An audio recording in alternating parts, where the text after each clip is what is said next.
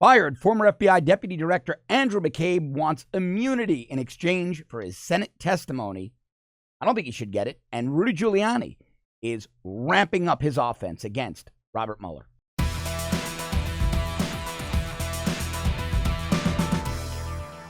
Now, it seems like every day we're getting new information about Obamagate, Spygate, call it what you will, this scandal where we now know, now we know that dubious things were done by the FBI, by the Department of Justice, by John Brennan's CIA against the Trump campaign. They could spin it all they want, but we know this went on. It's indisputable right now. We have a criminal referral from the Department of Justice's Office of Inspector General against former FBI number 2, Andrew McCabe. We've got criminal referrals against a host of Obama administration officials, including Hillary Clinton, including James Comey, by members of Congress. We might see criminal referrals on those same people or a few of those people when the Inspector General report comes out. Although I don't have a lot of faith in that, and I'm going to be discussing that a little bit later in this segment. But now, the guy who I think is the worst of the worst, I've said on this show many, many times, it all comes back to Andrew McCabe, and it always comes back to Andrew McCabe. You've heard me say it. I've been proven right by items that broke in the media shortly thereafter. I've been proven right by the fact that Andrew McCabe, as I just mentioned, has been criminally referred to the Department of Justice for prosecution, not just by the Inspector General, but by a dozen plus members of Congress. He's a bad, bad guy who violated his oath, who desecrated the mission of the FBI. Well, now, Andrew McCabe is asking for immunity in exchange for his Senate testimony to the United States Senate. A Daily Caller story, but it's been all over the media. This is a statement from Michael Bromwich, McCabe's attorney. Bromwich says, quote, "This is a textbook case for granting use immunity." Mr. McCabe, he wrote this letter to Senate Judiciary Committee Chairman Chuck Grassley of Iowa. Mr. McCabe is willing to testify, but because of the criminal referral, he must be afforded suitable legal protection. Accordingly, we hereby request that the Judiciary Committee authorize a grant of use immunity to Mr. McCabe. Now, McCabe, as you remember, was fired back in March for lying about leaking to the media. But really, McCabe was a bad, bad guy who had no place being in the FBI. The Inspector General back then found that McCabe gave 4 misleading statements to investigators, 3 of them while under oath. Now, he and Comey have also got into this back and forth over, did Comey authorize him to speak to the media? McCabe says he did. Comey says he didn't. One of the two is lying. Now, Bromwich, McCabe's attorney, goes on to say, quote, "Even though McCabe committed no crime," which I don't believe, "these leaks have forced us to acknowledge the criminal referral."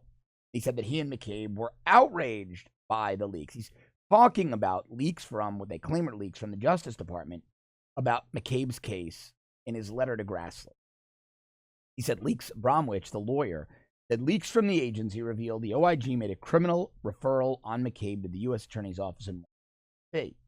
Now, here's why I don't want to see McCabe get immunity.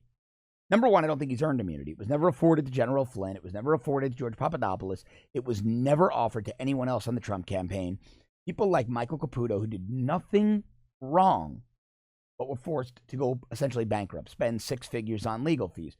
Why should McCabe be given any immunity?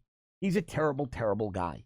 A terrible guy. A guy who ran this entire operation, who weaponized the FBI on behalf of Hillary. And what McCabe can do, if he's granted this use immunity, is he could sit in front of Congress, he can, the U.S. Senate, he can say, "I did it all. James Comey did nothing.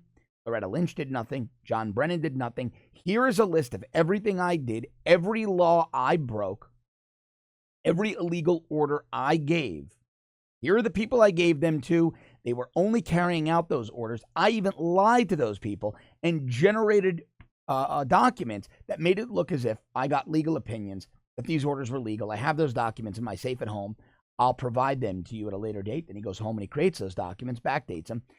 He takes responsibility for everything, and he walks away because he got immunity. He got use immunity for anything he testified to that day. And that means not only won't he be charged, no one will be charged. There's a criminal referral on this guy to DOJ. He walks in there and he confesses to everything. The DOJ is going to have an impossible time ever prosecuting him. I think Chuck Grassley would be out of his mind to give McCabe immunity for his testimony. It is a get-out-of-jail-free card for a guy like McCabe. Gangsters, mobsters have used this tactic for years, right? I have some information. And they walk in, they allocute, they confess to everything, and nothing can be done. Because they don't have a strong enough case on McCabe yet. They don't have witnesses, they don't have bodies, and they killed anybody. I'm saying that in a metaphorical sense. But they don't have the hard evidence they need. They have it to an extent, but a lot of it's he said, she said. So McCabe walks in and he says, yes, I did lie to the investigators, and here's why. I was covering this, and this up. And you try to prosecute him. And his lawyers keep it in court forever saying, oh, you can't prosecute this guy. He just confessed to these things as part and parcel to his testimony. These confessions are out. The evidence is out because he presented that same evidence in the Senate hearing.